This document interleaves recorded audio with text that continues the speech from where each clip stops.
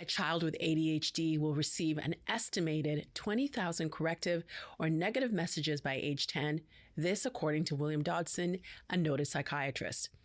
Historically, ADHD has been seen as a disorder that affects primarily boys. Girls have been largely ignored.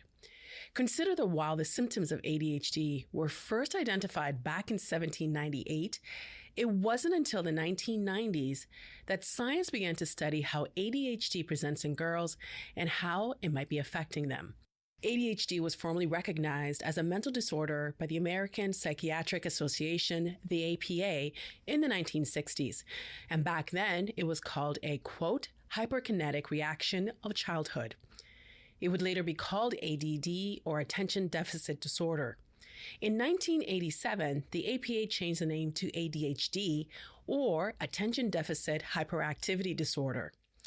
Then, in 2013, the APA reclassified it as a neurodevelopmental disorder with 3 presentations: primarily hyperactive and impulsive, primarily inattentive, and a combination of the two. In the little time ADHD has been studied in girls, researchers have discovered many differences in how it presents compared to boys. The signs that we mostly associate with ADHD, hyperactivity, and impulsive behaviors are ones that usually impact boys.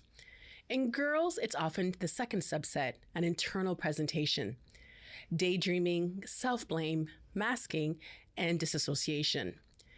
When they were younger, girls with ADHD tend to do well in school. So often teachers don't think there is anything wrong, but many mask or hide their symptoms to fit in with their peers. And if they're unable to be organized or struggle in class, it is seen as a personal failing.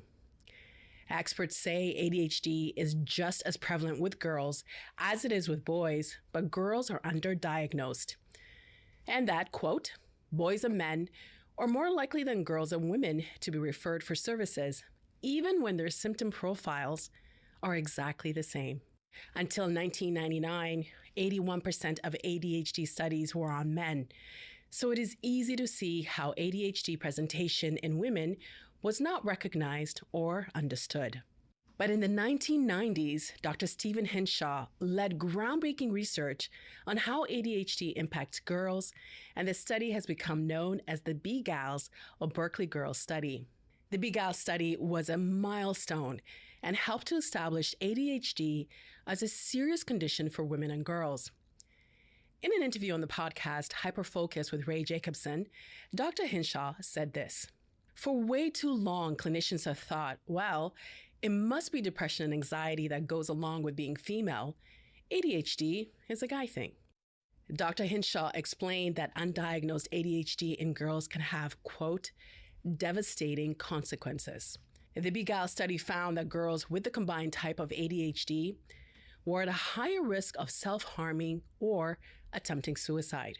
Studies have also found that girls with ADHD were at higher risk of unplanned pregnancies, more likely to experience dating violence and intimate partner violence.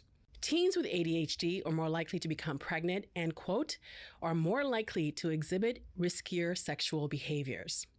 Women with ADHD also suffer from depression, low self-esteem, sleep disorders, and fibromyalgia.